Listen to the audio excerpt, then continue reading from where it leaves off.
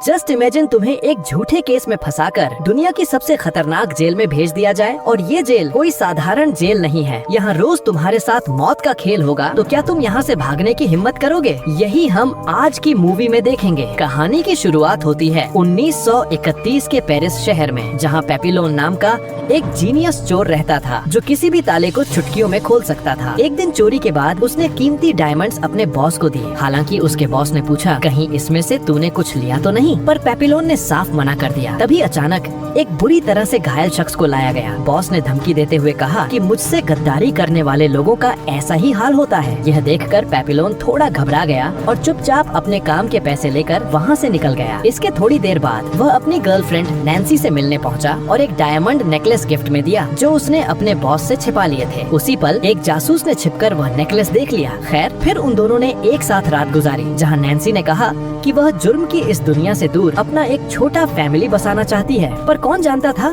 कि अगले ही पल उनके साथ क्या होने वाला है। सुबह होते ही अचानक उनके घर पुलिस आ गई और उन्होंने पेपिलोन पर उसी आदमी के कत्ल का इल्जाम लगाया, जिसे कल रात बॉस के आदमियों ने बेरहमी से पीटा था। पेपिलोन ने उन्हें समझाने की काफी कोशिश की, मैंने कुछ भी नहीं किया, लेकिन पुलिस वाले उसे जबरदस्ती गिरफ्तार करके ले गए। अब जल्द ही पेपिलोन को समझ आ गया कि उसे फंसाया जा रहा है और पुलिस वाले भी इसमें शामिल हैं, इसीलिए उसे इस जेल से भागना ही होगा। इसके बाद पेपिलोन ने जेल में पहुंचकर जस्टिन नाम के एक कैदी से दोस्ती की। जस्टिन ने उसे बताया कि यहाँ से भागने के लिए बहुत सारे पैसे लगेंगे भाई। फिर उसने डेगा नाम के कैदी की तरफ इशारा करके कहा कि यह बंदा तेरी हेल्प कर सकता है। असल में डेगा के पास बहुत पैसा था, लेकिन फिर एक दिन वह नकली नोट छापते पकड़ा गया। अगली सुबह सभी कैदियों को शिप के जरिए पीनल कॉलोनी नाम की एक जेल में भेज दिया गया। अब रात को पेपिलोन ने डेगा के पास जाकर उसे एक ऑफर दिया और कहा कि मैं पैसों के बदले में जेल में तुम्हारी सुरक्षा कर सकता हूँ, लेकिन डेगा ने उसका ऑफर ठुकरा दिया। उसी रात सोते समय डेगा ने देखा कि किसी कैदी ने उसके बगल में सो रहे कैदी का बेरहमी से कत्ल कर दिया, क्योंकि उसने अपने जेब में पैसे छुपा रखे थे। यह देखकर डेगा की रूह तक कांप गई और वह सुबह को पेपिलोन की डील के लिए राजी हो गया। डील के अकॉर्डिंग पेपिलोन डेगा की सुरक्षा सिर्फ तब तक करेगा जब तक वह जेल नहीं पहुँच जाते। दरअसल डेगा पेपिलोन के साथ जेल से भागना नहीं चाहता था, क्योंकि उसे अपनी पत्नी पर पूरा भरोसा था कि उसे वह जल्द ही छुड़ा लेगी। हालांकि रात होते ही वह हत्यारा वापस लौट आया। इस बार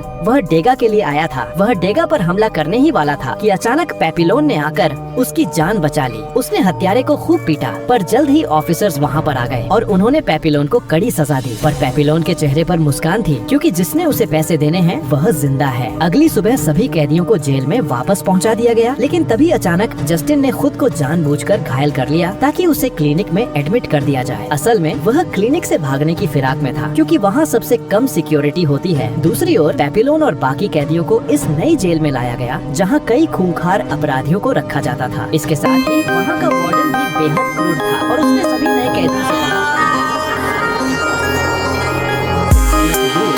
भागने के बारे में सोचना भी नहीं, क्योंकि अगर कोई भी भागते हुए पकड़ा गया तो उसे 2 साल के लिए ब्लैक सेल में बंद कर दिया जाएगा। अगर दूसरी बार भागते पकड़ा गया तो 5 साल की सजा होगी। लेकिन जो तीसरी कोशिश एक टापू पर भेज दिया जाएगा, जहाँ जेल में रहकर सारे इंसान पागल हो जाएंगे। और अगर किसी को लेकर तो सभी के सामने उसका सर धड़ से अलग कर दिया जाएगा। इसके बाद सभी कैदियों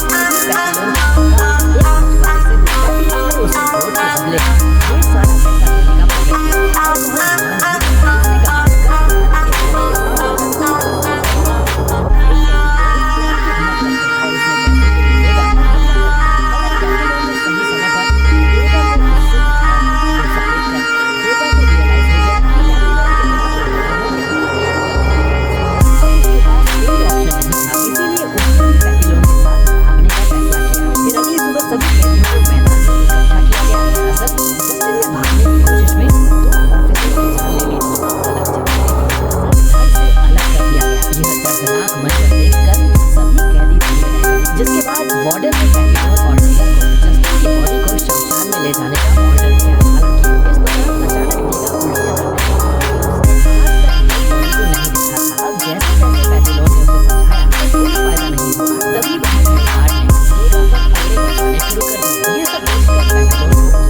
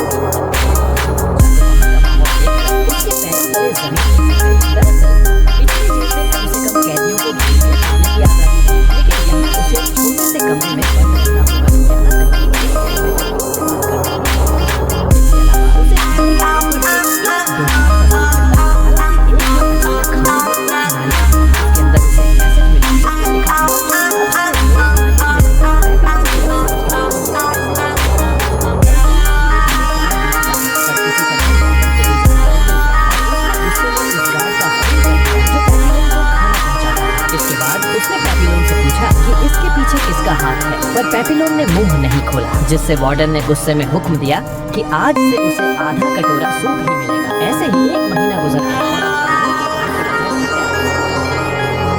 वार्डन अचानक स्वादिष्ट खाना लेकर आया और उसे नारियल भेजने वाले का नाम पूछा। पर इस बार भी पेपिलोन साफ बैठा था। वार्डन ने उसे बाकी की जगह अंधेरे में काटने की सलाह दी।